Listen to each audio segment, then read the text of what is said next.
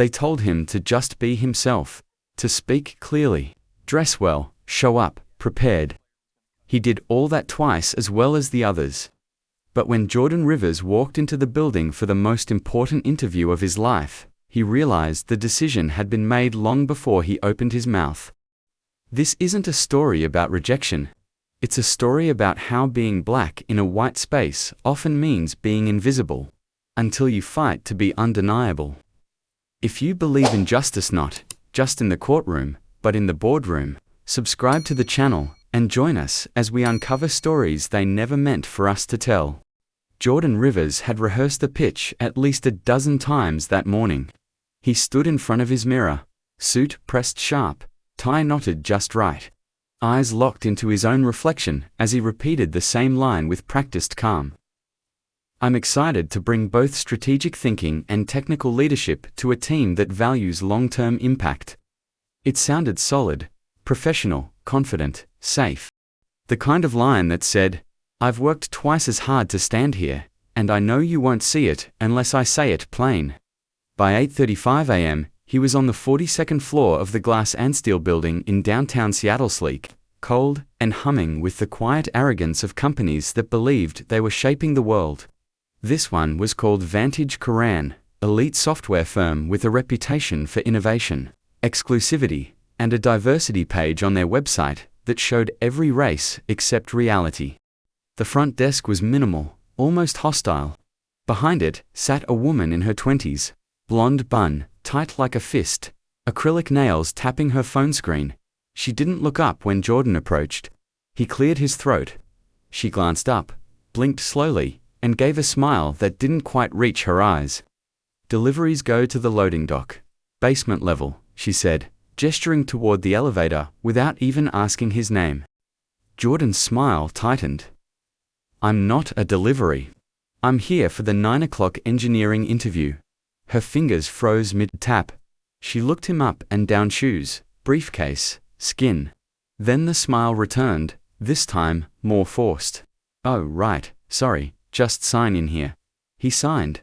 She didn't offer him a badge. The waiting area had 4 chairs. 3 were occupied by white men in different shades of tech casual button-downs, khakis, quiet confidence. Jordan chose the one furthest from them, the seat by the door. Not because he wanted to be a part, but because he'd learned early and often that being the only black man in the room meant always calculating how much space you took up.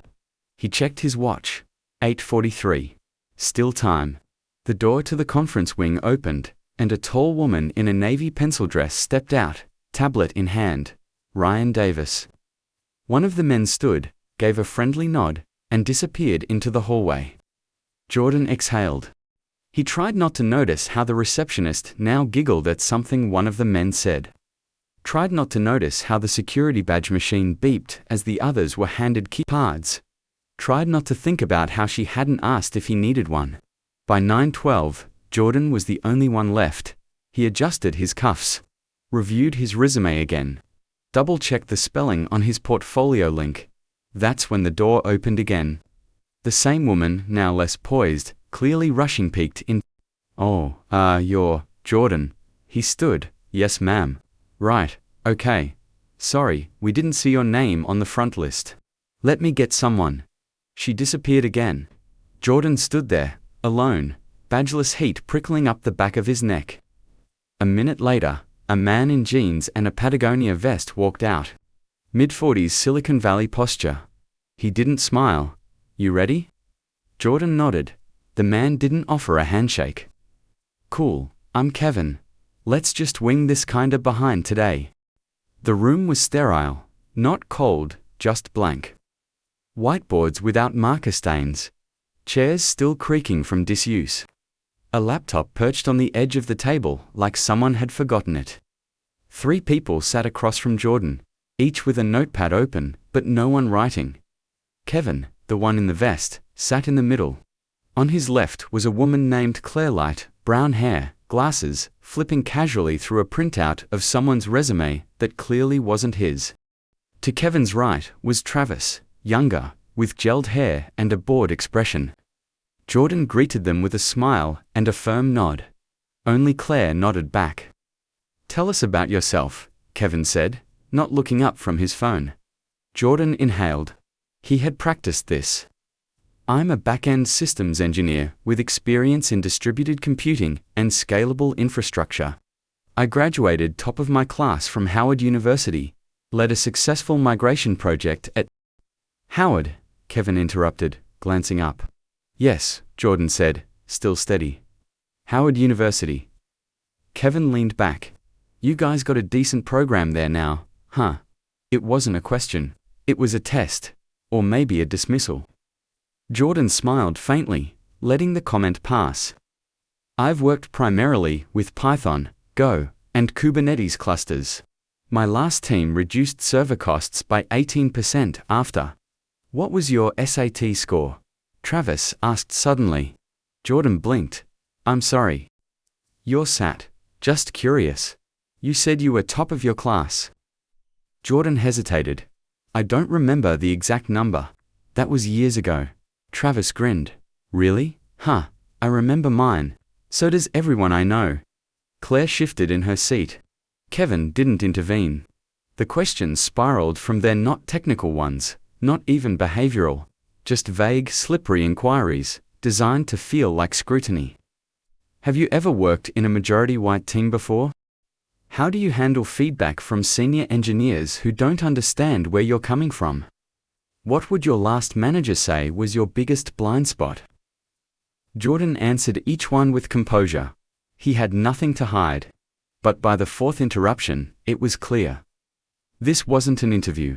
It was a performance review for a role he was never truly being considered for. They weren't listening.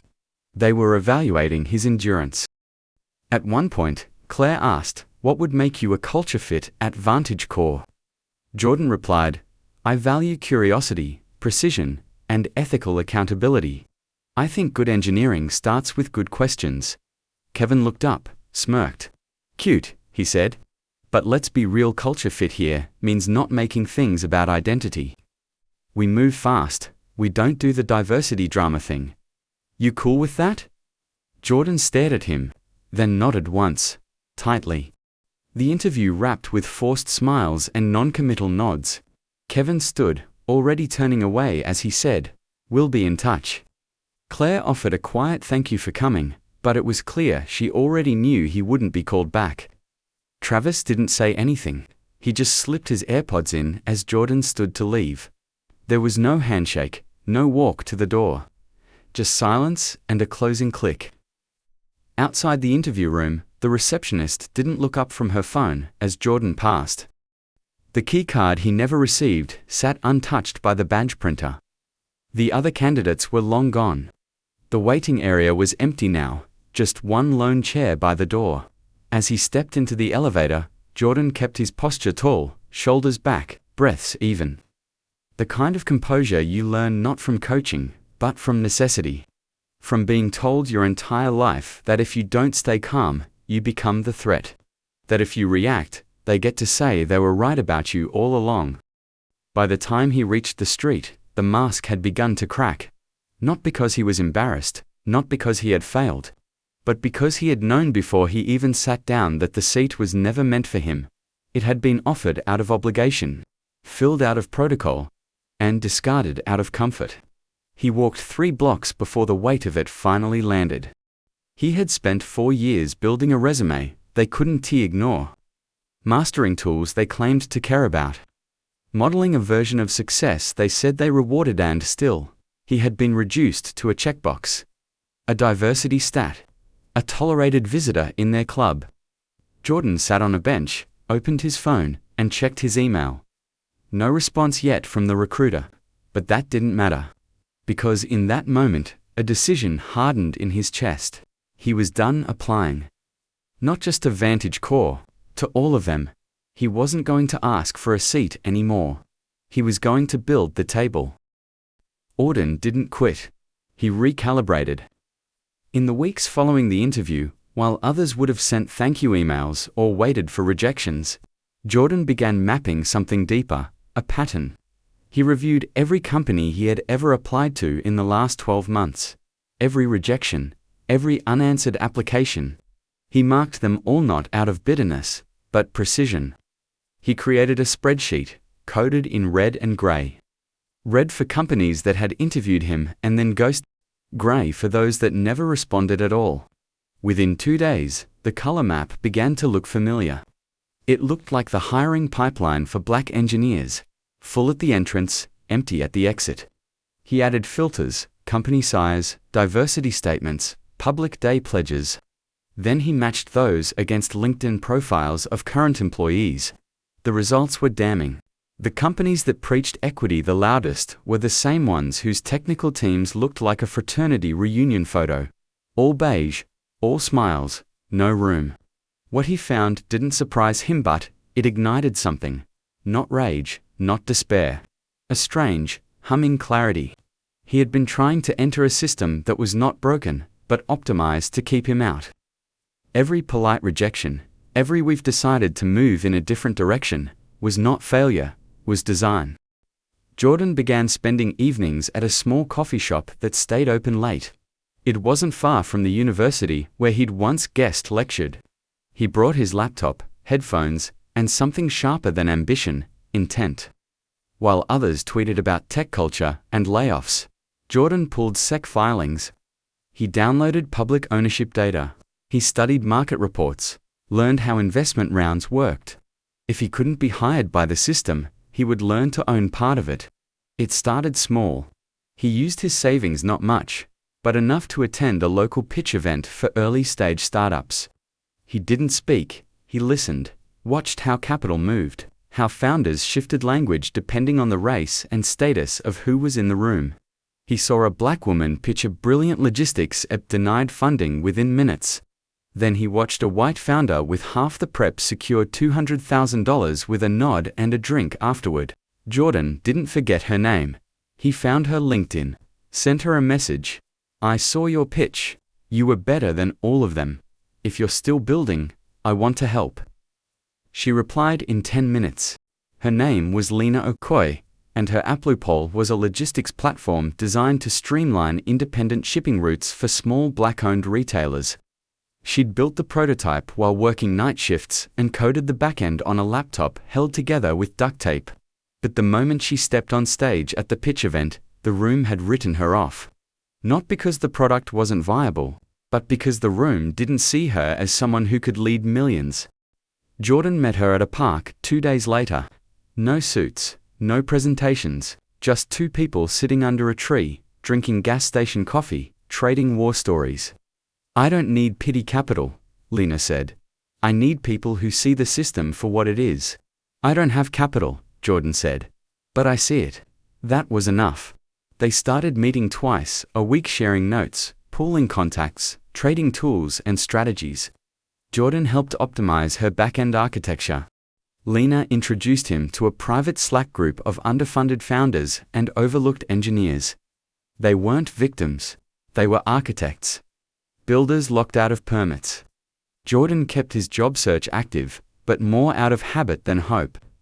He went to interviews with a quiet detachment, knowing the rooms weren't built for him.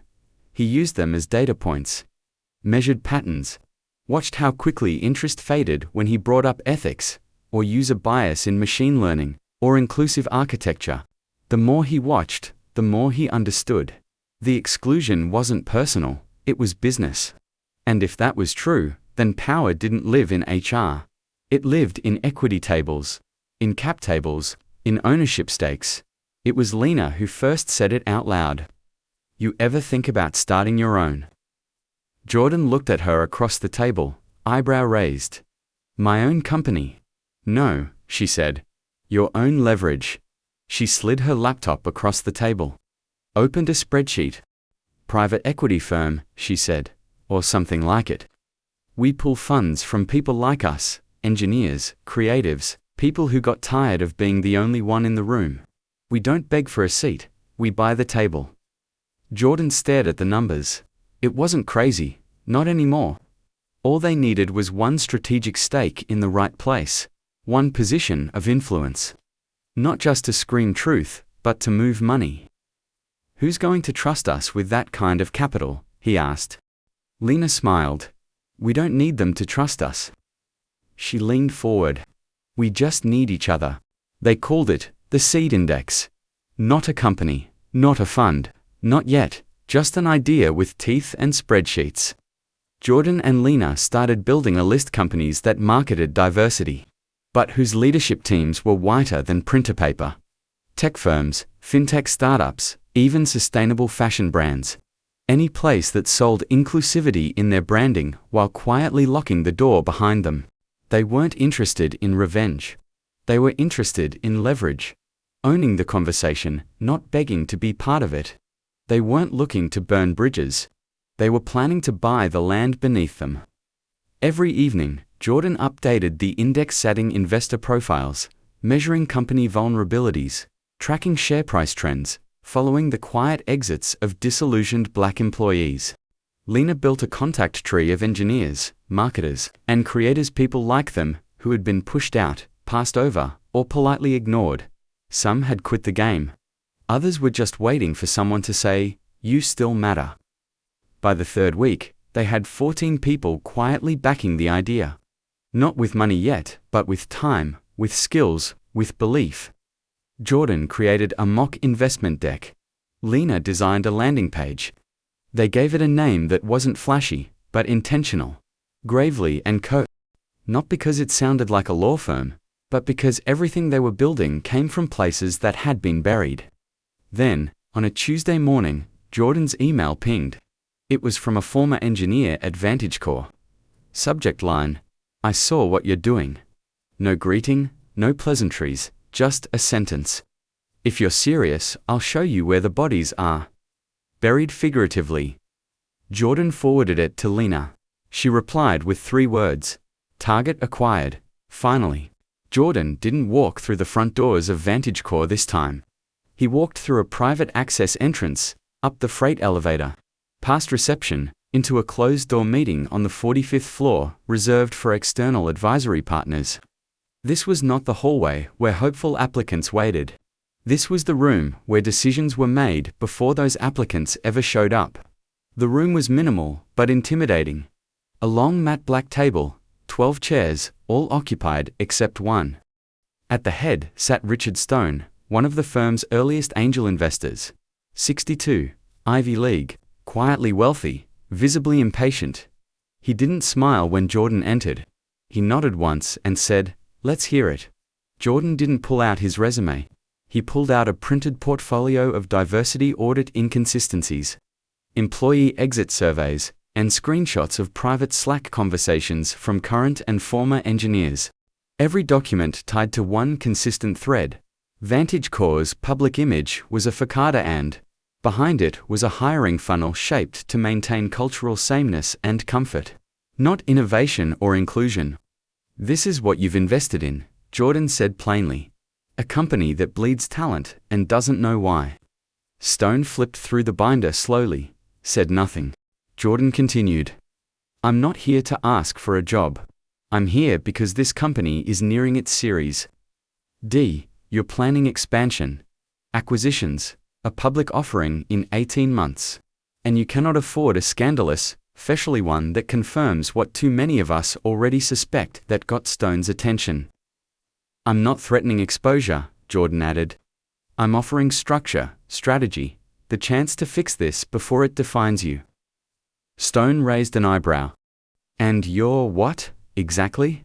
A watchdog. Jordan didn't blink. I'm a systems engineer, and your system is hemorrhaging. For a long beat, the room was quiet. Stone leaned back in his chair. Finally, he spoke. What do you want? Jordan placed a slim document on the table, 1 page, 3 bullet points. 1. A 3% equity stake, pooled with Gravely & Co., in exchange for non-disclosure and structural consultancy. 2. Immediate halt to all external hiring until a third-party audit is conducted. 3. A seat on the Hiring Ethics Review Board created and managed by us. Stone stared at the page. You have no leverage, he said. Jordan looked him in the eye. I have 15 ex-employees, 6 active ones, 2 reporters watching this firm's diversity metrics, and one of your investors blind copying me on every message you send, he He smiled. I'd say that's leverage. 2 weeks later, the documents were signed. Gravely & Co. became an official external advisory partner to VantageCore. The announcement wasn't made public. It wasn't supposed to be. No press release, no diversity newsletter. Just a quiet entry into the stakeholder registry and a quarterly update that listed outside consultants under human capital risk mitigation. Jordan didn't care. He didn't want applause, he wanted access. And he got it. Internal systems, hiring logs, interview analytics, pipeline breakdowns. For the first time, he saw exactly how the engine ran. From keyword filters in applicant tracking systems that deprioritized non-traditional schools, to culture fit scoring tools trained on old data that had learned to reward familiarity and penalize difference. Lena once joked, their algorithm isn't racist, it's just trained on racists. Jordan didn't laugh, because she wasn't wrong. He drafted a 27-page recommendation report, complete with risk assessments and a 12-month transformation roadmap. He presented it to Vantage's leadership, boardmen and women, who nodded politely, asked 0 follow-up questions, and concluded with, "We'll take it under advisement." He'd expected resistance. What he hadn't expected was polite dismissal. They weren't fighting him. They were ignoring him. And that, Jordan realized, was worse. Because it meant they didn't see him as dangerous. They saw him as harmless. A checkbox consultant, a performance. 3 days later, he received a text from Lena. "You need to see this. Private, tonight." They met in the back corner of an old library, _COWORKING-space. She had her laptop open, screen angled away. "I got access to a Slack archive," she said. "One of the engineers you spoke to. She's been saving everything." She turned the screen toward him. Jordan leaned in. It was a private channel, unofficial, unmonitored, used by mid-level managers. The most recent messages read like sarcasm dipped in poison. "Gotta love it when they let the day interns think they're stakeholders. Next thing you know, we'll be hiring based on oppression points. Let Gravely write their little reports. We'll keep hiring real talent." Jordan sat back. It wasn't just disrespect, it was strategic containment. They had welcomed him in, not because they respected him, but because they knew that keeping your critics inside the house makes it easier to lock the doors. He stared at the screen, jaw clenched. "They think this is over," he said. Lena smiled. "Then maybe it's time we stop being consultants and start being architects." Jordan didn't respond to the Slack messages. He didn't report them. He didn't forward them to Stone or the board or HR, because he already knew what would happen. A carefully worded, "We take these concerns seriously," followed by a quiet reshuffling of nothing. No names would be named. No systems would be questioned. The house would remain standing. They'd just paint over the cracks and call it growth. So instead, Jordan pivoted. He created a private channel of his own encrypted invite-only, housed on a decentralized server. He called it Mirror Room. It started with 5 people, 2 engineers, 1 recruiter, 1 product manager, and 1 former contractor still in touch with inside sources. All black, all tired, all ready. Their goal wasn't to sabotage, it was to document, track, map, expose. They began compiling data no internal audit ever would, patterns in rejection emails, inconsistencies in resume filters, recurring phrases in hiring manager notes like "doesn't quite gel with the team" or "might be a culture challenge." They connected dots between senior staff hires and golf club memberships. They tracked which roles were reposted within 24 hours of black candidates turning them down clearly marked, "never serious." And slowly, a picture formed, not of a company failing to hire diversely, but of a company pretending to try. 3 weeks into the operation, Jordan stood in front of his bedroom mirror, again, same posture, same suit, but a very different man. He wasn't here to interview anymore. He was preparing for a pitch not to a hiring panel, but to a journalist. Lena had connected them someone with reach, credibility, and a track record of blowing the lid off cozy corporate lies. They met at a quiet rooftop bar, phones off, notebooks open. "I don't want a hit piece," Jordan told her. "I want the truth, backed by data.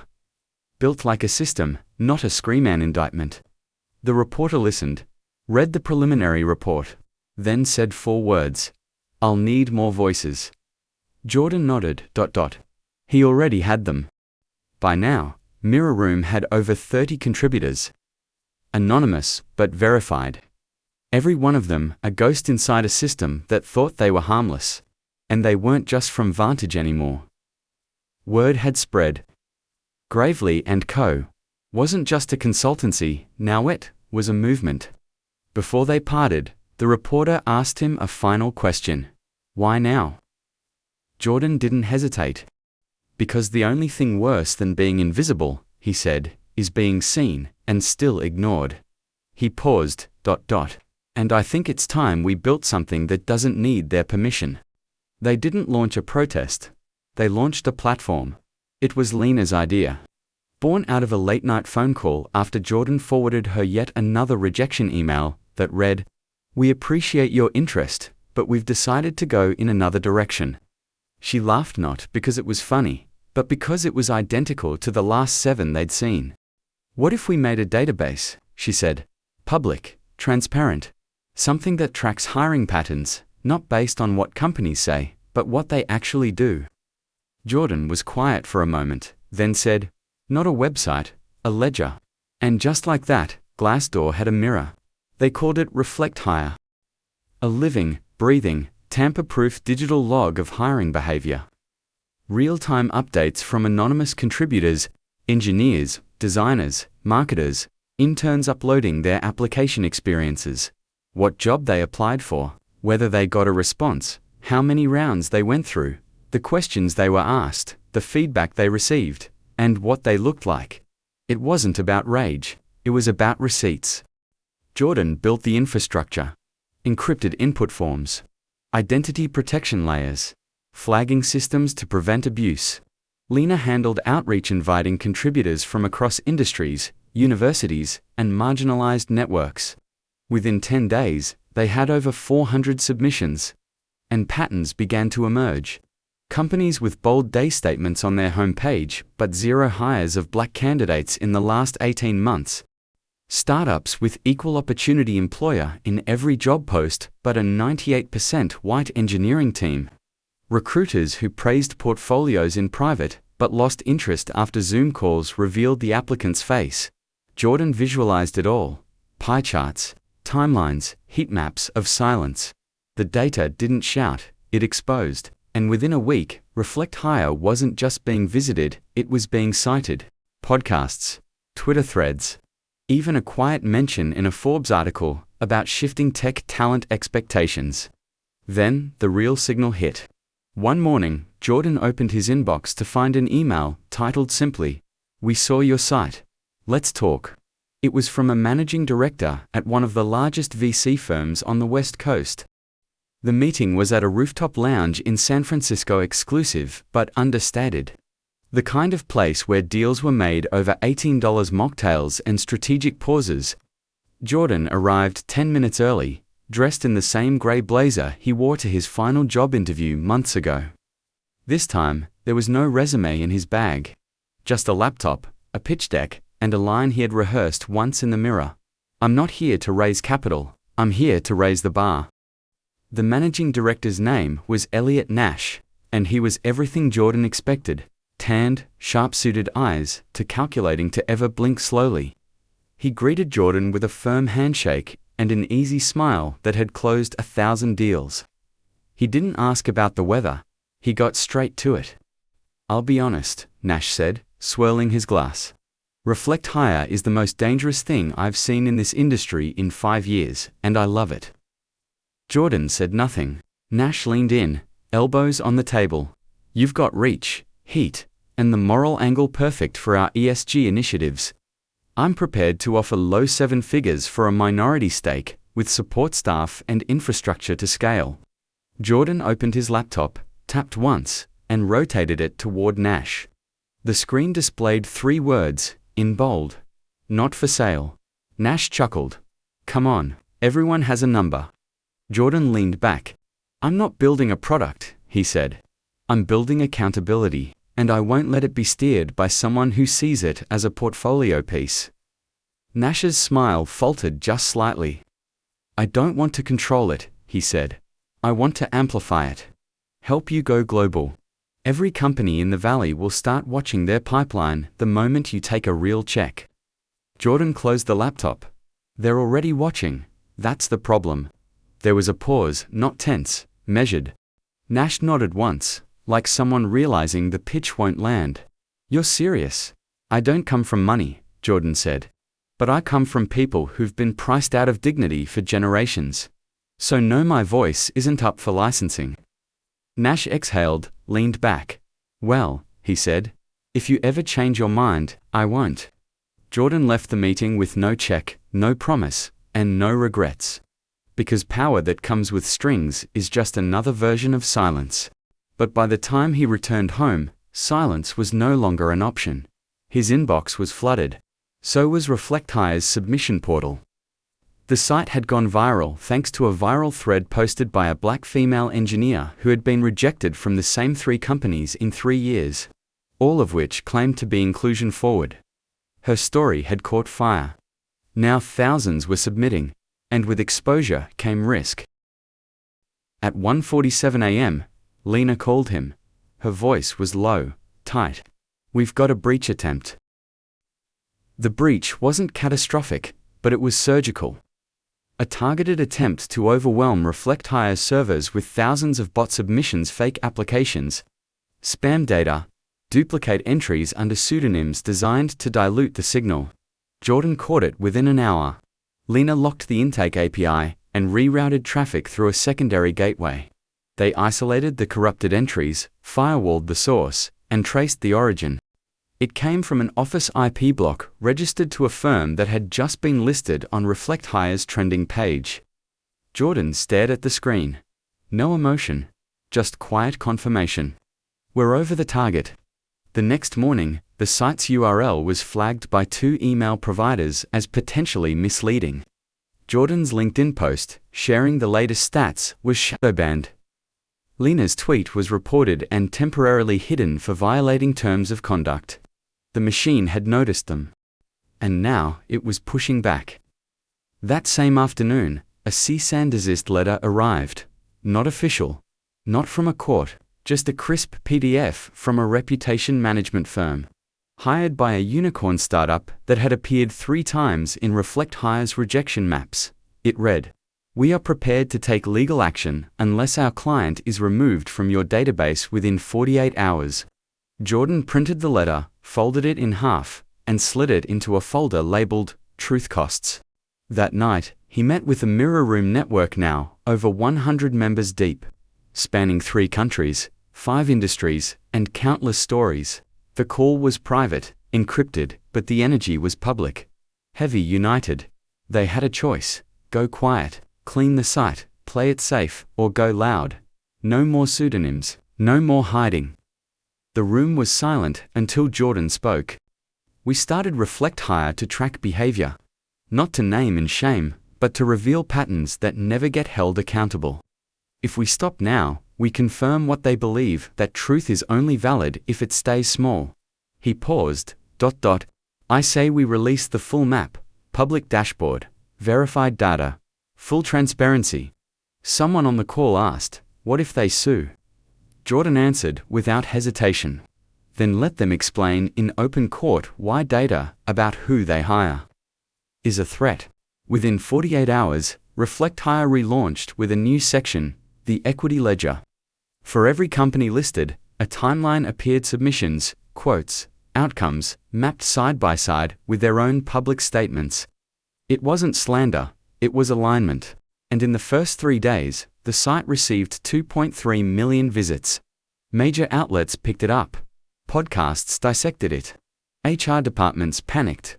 Boards called emergency meetings.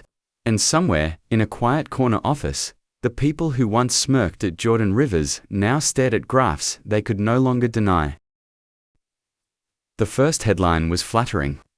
"The man forcing tech to tell the truth." It ran on a popular digital magazine, paired with a black and white photo of Jordan standing near a window, backlit and serious, taken from his old portfolio without permission.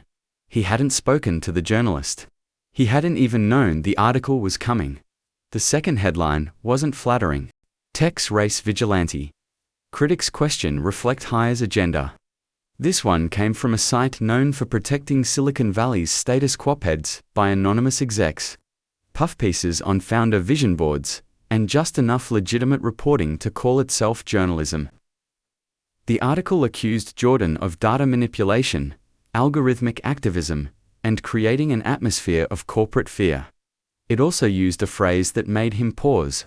While Jordan Rivers claims to stand for transparency, sources suggest he has refused every opportunity to work within the system.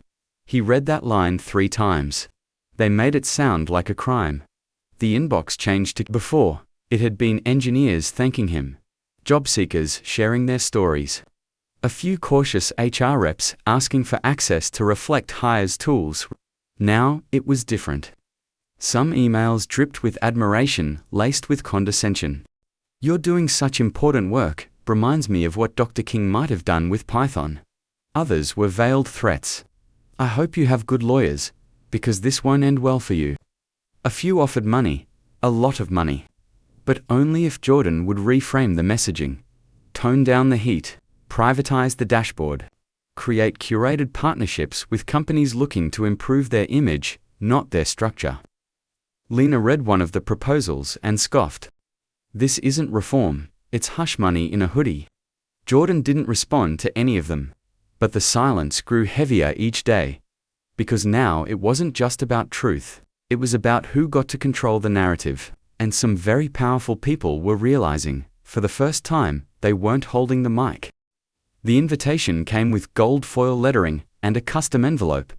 The Future Tech Summit, Shaping Tomorrow's Talent. It was the biggest annual tech gathering on the West Coast. Panels, keynotes, fireside chats.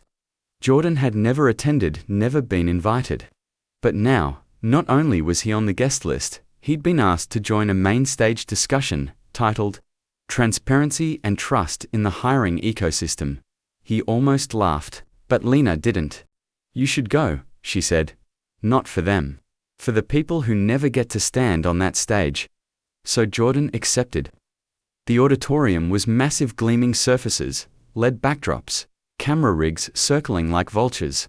The panel featured 4 others. 2 executives, 1 startup founder, and a former day officer turned author. Jordan was the only one who'd never been profiled in Forbes, never had a book deal, never raised a single dollar in VC funding. He was also the only black person on stage. The moderator began with pleasantries, then turned to Jordan. "You've made quite an impact with Reflect Hire," she said. "But some critics argue that your approach public dashboards, open data creates an atmosphere of shame. That it discourages companies from experimenting with diversity, out of fear. What would you say to that?" Jordan didn't flinch. "I'd say transparency isn't shame, it's sunlight. And if companies are afraid of being seen clearly, maybe it's not the sunlight they should be afraid of." There were murmurs in the crowd, a few nods, but also a tightening of shoulders on the panel. The startup founder leaned forward. "Don't you think it's more effective to work with companies quietly? Behind the scenes, public pressure creates polarization. It makes honest dialogue harder." Jordan turned toward him. "Honest dialogue doesn't need secrecy. It needs accountability. If your strategy only works when no one's watching, maybe it's not a strategy, it's a stall." One of the executives tried to pivot. "But what about the human cost? Good people in HR who are trying, who get discouraged by public backlash." Jordan interrupted, voice calm but clear. "You want to talk about cost? Talk to the qualified black candidate who gets rejected after round 5 because of fit. Talk to the woman who changes her name on her resume just to get a callback. Talk to the thousands of people submitting stories to Reflect Hire because silence didn't change anything." The room got quiet. Then the applause came. Scattered at first, then growing, until even the panelists couldn't ignore it. But backstage, there was no applause. Just a tall man in a tailored suit, arms crossed, waiting. He introduced himself as Mark Talley, Senior VP of a global HR consultancy. "We should talk," he said. "Privately." Jordan stared at the outstretched hand, then took it. The hallway behind the stage was dim and too quiet. The carpet-absorbing sound like a secret. Mark Talley didn't waste time with flattery. He spoke with the efficiency of someone used to delivering ultimatums under the guise of opportunity. "You're smart," he said. "You've got heat, momentum, but heat burns out if you don't channel it." Jordan raised an eyebrow. "That why you pulled me back here? To teach thermodynamics?" Talley smirked, not unkindly. "I'm here to offer a different path, a place at the table, one that matters. There are firms, foundations, even government liaisons that are watching what you've built. They want to work with you, Jordan, shape something permanent. But they won't do it while you're running an open-source whistleblower platform." Jordan folded his arms. "So they want to help. But only if I stop helping people they'd rather not hear from." "That's not what I said," Talley replied smoothly.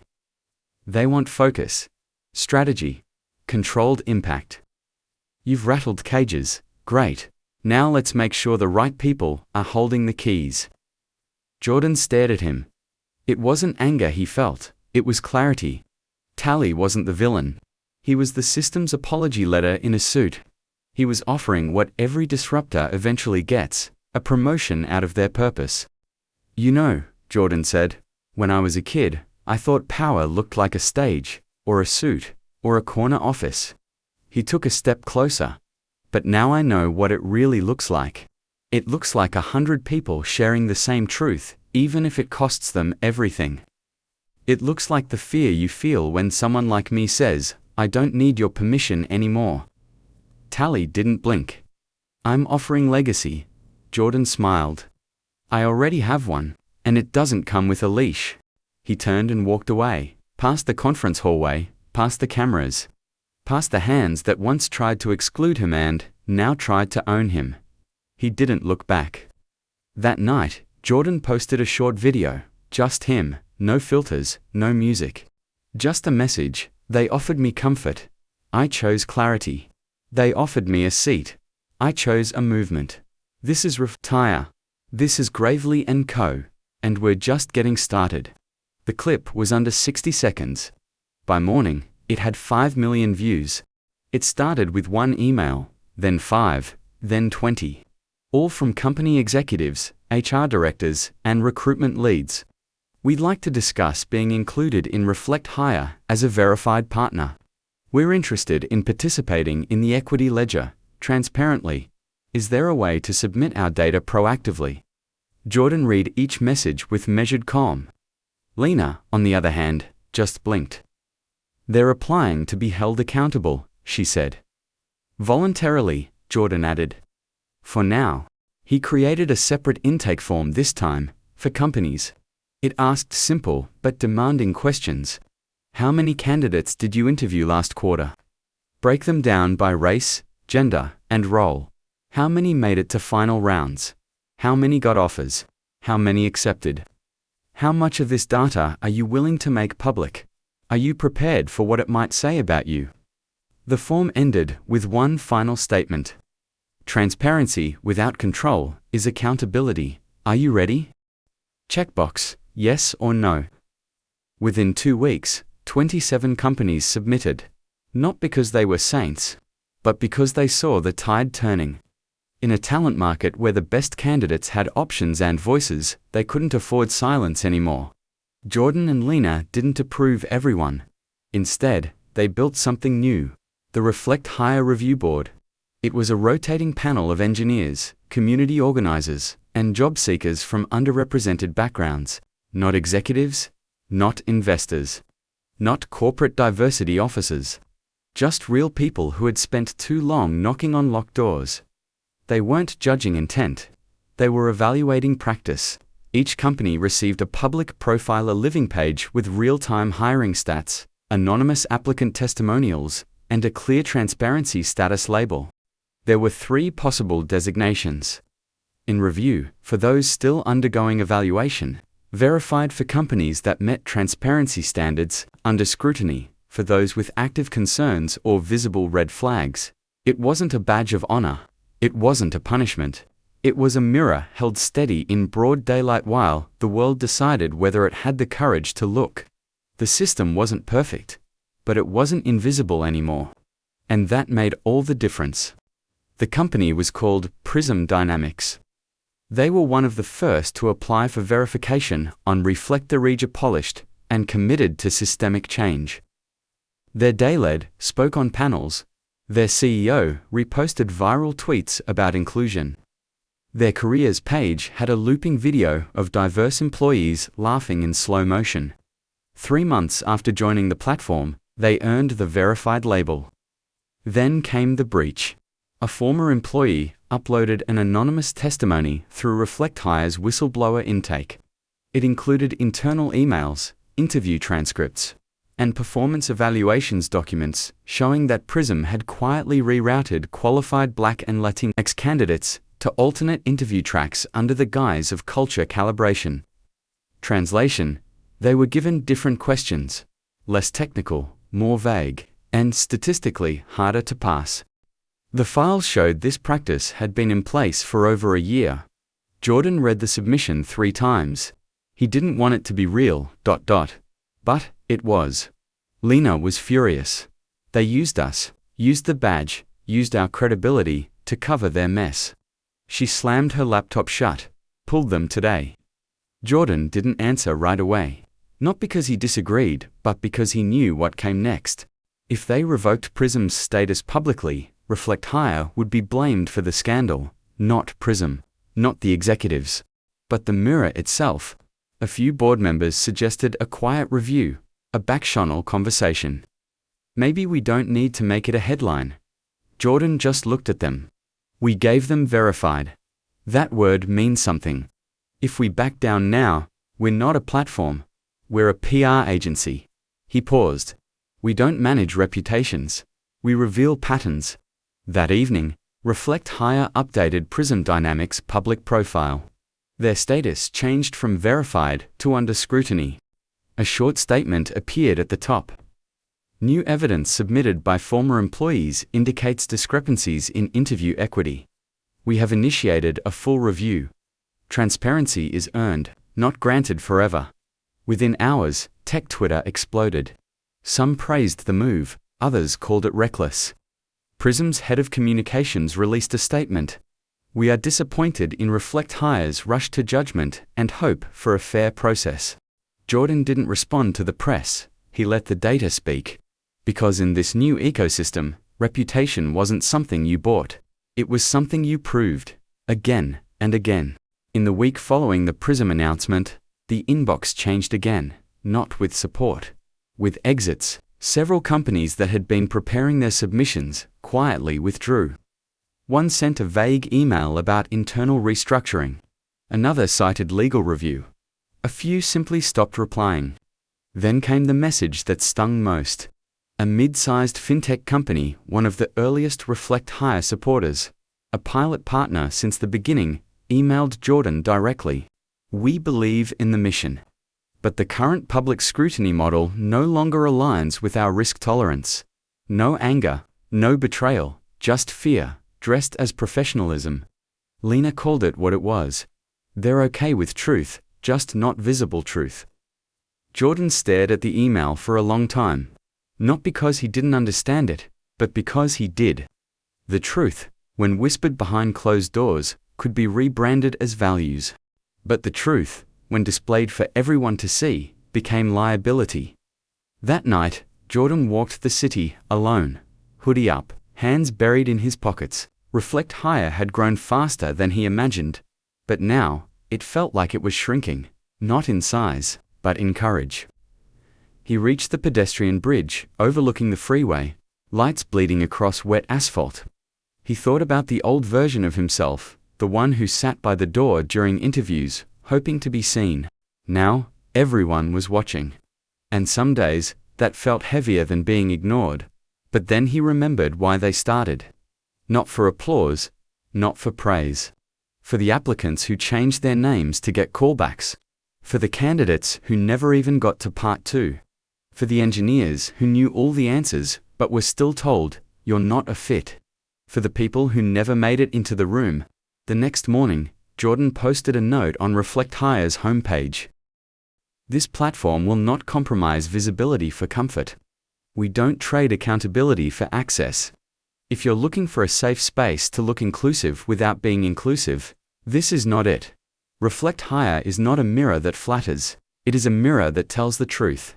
That week, submissions dropped by 40%, but the ones that remained, they meant it. The email came from Prescott Institute, a private university with a rising tech reputation, and a campus brochure that looked like a United Nations recruitment ad. The subject line read, "A partnership proposal, building equity from the classroom up." It was signed by Dr. Miriam Elwood, the head of their Career Access Initiative, an experimental program aimed at creating real-world pipelines for students from underserved backgrounds. Jordan was skeptical. Too many schools talked about pipelines without ever fixing the leaks. But after 3 emails and 1 phone call, he agreed to fly out. Prescott was beautiful in the way expensive things often are, polished, pristine, and manicured for admiration. Students glided across the quad in branded hoodies. Professors waved at drones delivering coffee. And the tech building bore the name of a billionaire who had never written a line of code. Jordan met Dr. Elwood in a glass-walled conference room, overlooking a courtyard full of sculptures meant to symbolize opportunity.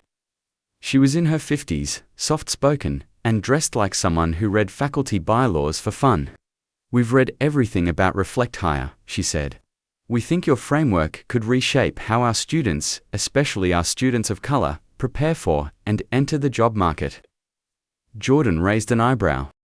"How many of your current students of color are in the advanced machine learning track?"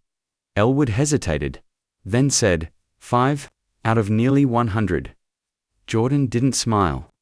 That evening, he sat in on a résumé workshop hosted by the Career Access Initiative. The instructor, well-meaning, over-caffeinated, was coaching first-gen students on how to present themselves better to recruiters.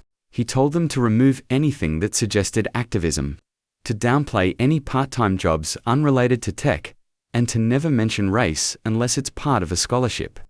Jordan watched as a black student quietly closed her laptop. Afterward, he caught up with her outside. "You okay?" She shrugged. "They want us to be seen, but not fully." Jordan nodded, ... "And if you're not fully seen, you're still invisible." The next morning, Jordan asked for a meeting with the Career Access Tech lead, an affable guy named Brendan, who spoke in acronyms and buzzwords like he was paid per syllable. Brendan proudly walked Jordan through the back end of Path, the university's new AI-powered student matching system. "It's built to identify top talent for internships," Brendan explained. "We feed it course scores, recommendation letters, extracurriculars, and résumé keywords. The system then suggests the best candidates for recruiter review." Jordan scrolled through the dashboard. At first glance, it looked clean, neutral, efficient. But when he dug into the logs, the pattern was there, familiar and chilling. Students from certain zip codes were consistently ranked lower. So were students who hadn't completed unpaid internships. So were students whose recommendations came from adjunct professors instead of tenured ones. And above all, students who marked Black or Latino on demographic forms were less likely to be flagged as top tier. Jordan's pulse tightened. This thing is filtering students before they even get a chance to interview. Brendan frowned. "Well, it's not intentional. It's just mirroring performance indicators." "Performance," Jordan repeated. "Based on metrics built on opportunity gaps. Your algorithm isn't picking the best candidates. It's picking the most polished by privilege." Brendan shifted uncomfortably, "But it's race-blind." Jordan looked up, ... "Then why are all the top matches white?" That night, Jordan sat alone in the faculty lounge, flipping through a printout of Path's rankings. At the bottom of the list was a name he recognized, Mira Daniels, the black student he'd spoken with after the résumé workshop.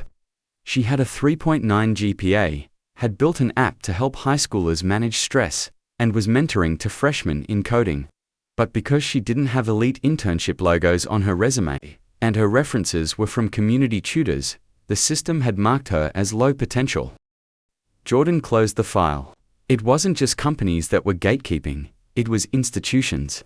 The schools that were supposed to open doors were just locking them more quietly. The next day, Jordan requested a closed meeting with Dr. Elwood and the university's tech team. He laid out everything.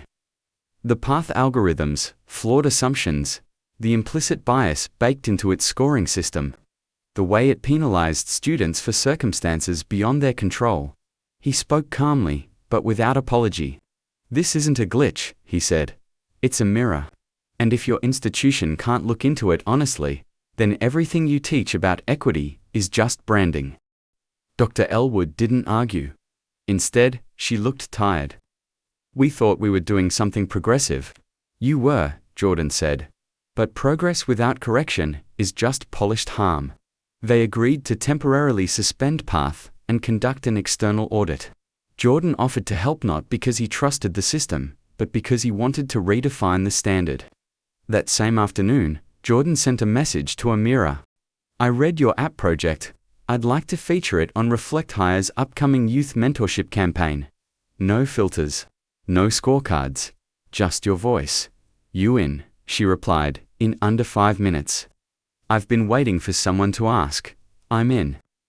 A week later, her story was published. It went viral not because of controversy, but because of competence. She spoke about building from scarcity, teaching herself mobile UX design between 2 jobs, and staying up late to fix bugs because her high school had never taught her computer science. Recruiters began reaching out. She was offered 3 internships. She chose the one that asked the best question: "What do you want to build next?" At the end of the semester, Prescott held a panel discussion titled, "The Future of Merit." Jordan didn't attend. He was busy helping launch a new Reflect Hire branch, one focused entirely on academic equity pipelines, powered not by AI filters, but by community mentors, student-led portfolios, and real transparency. Because if resumes were going to change the world, they needed to be written by the people who'd been erased from them for far too long. A year later, the room looked very different. It wasn't an interview panel. It wasn't a tech summit side stage. It was the keynote auditorium of the Global Tech Convergence, the largest international conference on innovation, workforce design, and AI ethics. The screen behind the stage simply read, "Jordan Rivers, Reflect Hire, Rebuilding Power." Thousands sat in silence. No one whispered. No one checked their phone. Because this wasn't just a talk, it was a reckoning. Jordan stepped up to the podium. No slides, no fancy animation, just him. He looked out at the crowd, founders, students, educators, investors, engineers, then said, "A year ago, I sat in a chair by the door, waiting to be seen. I had the resume, I had the code, but I didn't have the shape they were comfortable with." He let the words settle. "They didn't reject my skill. They rejected what it would have meant to let someone like me be the one doing the choosing." A few heads bowed, others froze. He continued, "So I stopped applying, and I started building. Not a product, not a company, a mirror." He told them about Reflect Hire, about the engineers who were passed over, the teachers who never got tenure, the interns who were only ever invited to photo ops, the thousands who submitted stories, not to be pitied, but to be counted. He didn't show graphs, he showed names. He didn't quote stats, he quoted testimonies. Real people, real brilliance. Systematically filtered out, and now, finally amplified. The crowd was quiet, not because they were unsure, but because they understood exactly what Jordan was doing. He wasn't just speaking truth to power, he was shifting power to truth. Jordan stepped away from the podium. He walked slowly across the stage, pausing just before the spotlight could leave him. Then, he opened the announcement. "Today, Reflect Hire is no longer just a platform. It's a cooperative. It belongs not to me, but to the community that built it. We're launching the Global Equity Index. A public hiring framework, governed by real workers, engineers, educators, and organizers from across every continent. He raised a hand. Any company, any institution, if you want access to talent, you earn it. Not by posting a black square, not by sponsoring a panel, but by showing your numbers, opening your doors, letting people see the blueprint. The room stirred. This wasn't consultation. This was confrontation, without shouting. This wasn't an ask. It was a standard. One no one had ever dared speak in a room like this. Jordan concluded. This isn't about getting a seat at your table anymore. We've built our own. And now, if you want to sit with us, you apply. The applause started slow, then climbed, then roared. People stood, not because they were told to, but because something old inside them cracked, and something clearer, sharper, freer poured in. For the first time, power didn't feel borrowed. It felt claimed. The applause followed Jordan off the stage, but he didn't stop to absorb it. He walked straight through the wings, down a quiet hall, and out a side door into the late afternoon sun. The breeze hit different, not lighter, but cleaner, as if the weight he'd been carrying had shifted, not disappeared, just finally shared. Lena was waiting near the curb, leaning against a rental car, sunglasses crooked on her head. Well, she said, you broke the internet. Again. He smiled, tired, but whole. Good. Now maybe they'll build a new one. They didn't say much else. They didn't have to. Some revolutions don't need parades. They just need continuity. That night, Reflect Hire's homepage changed. A new banner appeared across the top. Apply for access to the Global Equity Index. Governed by those who've been left out the longest. Measured by the people doing the work, verified by truth. And just beneath that, a smaller section. One that wasn't about companies, it was for students. First-gen grads, self-taught coders, mothers re-entering the workforce, artists turned analysts, baristas turned back-end developers. The ones who had never been called top tier, but kept showing up anyway. The section simply read, start here. Your resume is enough. Your name is enough. You are enough. Let's build the next seat together. Jordan didn't check the analytics that night. He didn't post a recap, didn't tweet a quote. He sat in a quiet room, a glass of water by his side, and opened an old folder labeled Rejections. Then, slowly, methodically, he deleted every single one. Not out of spite, but because he no longer needed the reminders. He had become the thing he once waited for, and the chair he had waited to be invited into. He didn't sit in it anymore, he gave it away. One seat at a time. He didn't take the seat, he built the table. And when it was finished, he didn't use it to sit higher than anyone else. He used it to make space. For the ones who were still standing outside the room, Jordan's story isn't just about breaking a system, it's about what happens when you stop waiting to be picked, and start picking each other. If this story moved you, if you saw yourself in the hallway, in the data, in the silence, subscribe to Black Hero, and turn on the bell, because we're not done. We're telling every story they tried to keep quiet. One voice, one chair, one truth at a time.